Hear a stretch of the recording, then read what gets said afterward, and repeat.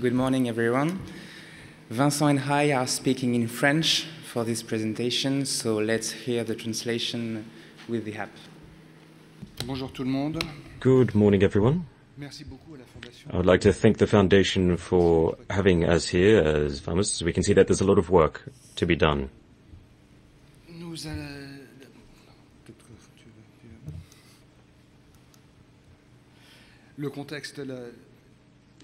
So to give you a bit of background, pharmacists have a fundamental role in issuing medicine, and everything changed when the HPST law for hospital patient health and territories or communities, that came into effect in 2009. It was a law that everyone was waiting for with bated breath, and it's being rolled out bit by bit. As part of our new role, we are part of primary care. So we do pluriprofessional type work. We work with health communities also throughout France, and pharmacists now play a much more fundamental role in that primary care network. So as many countries around the world have been seeing this, so we have been really on the front line in terms of vaccination rollout for COVID vaccinations. We also rolled out fast testing, flu vaccination, and we will soon be able to roll it out for adults, while currently we're doing it for children. So everything is ramping up quite fast in terms of primary care. So we also carry out vitamin K consults. We carry out a whole lot of primary care initiatives. So there's a lot to be done, and we're really very happy to be at long last a strong connection between hospitals and the broader community. So where does POP training come from? Well, it may double up on what Jean-François was just saying a little earlier, because we're pretty much talking about the same thing. POP training came out of the ETP days from 2015, where a lot of pharmacists came out of the ETP days, and they were really showed that they were really looking for more training. Pharmacists from across the board, and be it in-person or remote training programs, they really wanted, there was a great thirst for this form of training. So that's why we have been really working quite heavily on the POP training program. POP training had the scientific supervisory body coming from the French group on TPE and dermatology with the Eczema Foundation, and also local and regional government representatives, with also support from dermatology departments, atopy schools, and, as I said, the Eczema Foundation. So all of that scientific supervision gave rise to 7 teams with 7 training modules.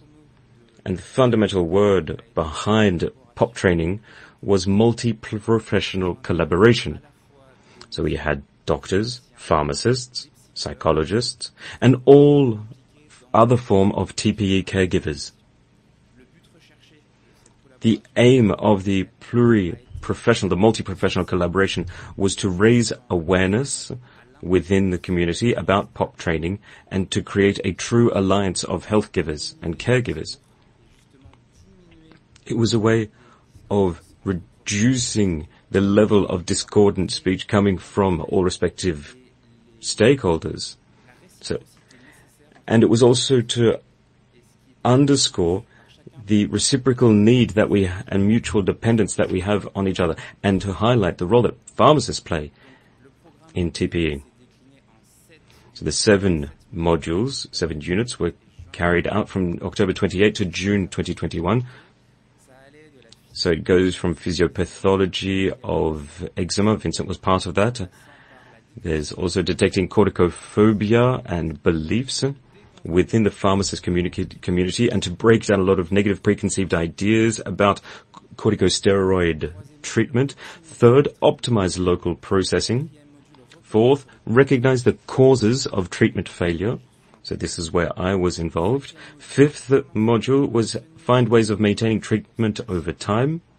Sixth module, the role that pharmacists play in the patient's care course, care journey. And the final POP training program, which was carried out June last year, was a specific one on hand dermatitis. So how does a module run? Well, there were a number of presentations done throughout the training programs. One was done by Sophie. We have experts also speaking from local teams. Now, there was always a set of tools. Now, it could either be an eczema book or information or a fact finder book. There were so many tools that were available that we could use. We also had a number of videos that we filmed using actors in a pharmacy, and it was so the scripts for those were drafted with Martine, who was here. And it really was a fantastic moment with all professionals joining in on that. Also, we looked at the best practices and then right skills to adopt at the counter. There were also a number of interactive games throughout the sessions to ensure that everyone was really on board and embracing the program. There were a few Q&A sessions, and then there was a follow-up module.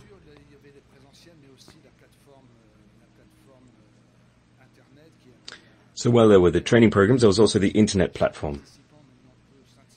That was a fundamental part of the program. So it was a way of kicking off the QCM sessions at the end of the program to check that everyone had the right level of knowledge and had learnt as much as they could from the program. It was a way of determining whether they had embraced the tools.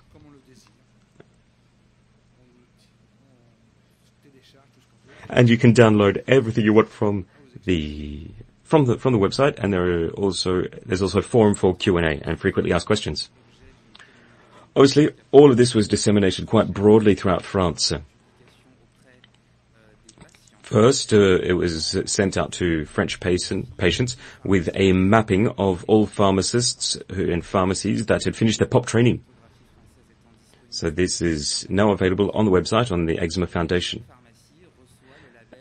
And you can also get an atopic eczema label that you can stick in the window of your pharmacy to show that you have been certified. Now, looking at a few statistics, 1,810 entries in France. There were students, there were pharmacist managers, there were also a number of preparators. 2,757 views for the videos that were uploaded to YouTube, so free access videos. 3,353 downloads of all of the different tools that were made available throughout the program. Again, all drafted and produced by the Eczema Foundation. So that was the general public communication, but we also published with professional media. We had one in the JDP, which is the Paris Dermatologists Journal. There was also a written communication on the JEADV. And that was a way of showing the impact of e-learning programs on pharmacists' management of atopic dermatitis. And lastly, there was a speech made at the C4 Congress in Lyon. So it was about e-learning and educational posture of pharmacists in AD management. So also we carried it further afield outside of France. We went to Algeria for the Symposius Napo. And it was fantastic. A lot of young pharmacists in attendance there. 40-minute training session, 40-minute presentation, and also a selection of some of the chapters of the videos. Also in Canada, we had a presentation with the Uniprix pharmacy chain. And we also have accreditation of CPD training. So Vincent and I, we are now pharmacists who are fundamental believers of the role that we play in treating eczema and AD. So therefore, we have come up with a number of programs and projects that pharmacists can be involved in. So myself, I work in hospitals at the Nîmes University Hospital, and I worked on integrating the A school within our university network, and I also helped set up the therapeutic educational program with the Aven Spa Resort, or Spa Town. We also worked with the Nîmes University in the pediatrics ward, and we've been thinking about coming up with a patient journey for children with atopic eczema. We've also been working with the Eczema Foundation as consultants, because we attend workshops where pharmacists can, bring their 2 cents. So we are part of a health network, and it would be good to come up with a protocol on inflammatory diseases. There is the Pasodoble project, which is in the works, and I really hope it will see the light of day. And maybe it could be a therapeutic program, but it would require a lot of work there. But what I would like to say is that we really have to work together. Sometimes I hear pharmacists or doctors are a bit hesitant, but we're all headed in the same direction. We're all in it together. We need to fight this together. Not fight together, not against each other.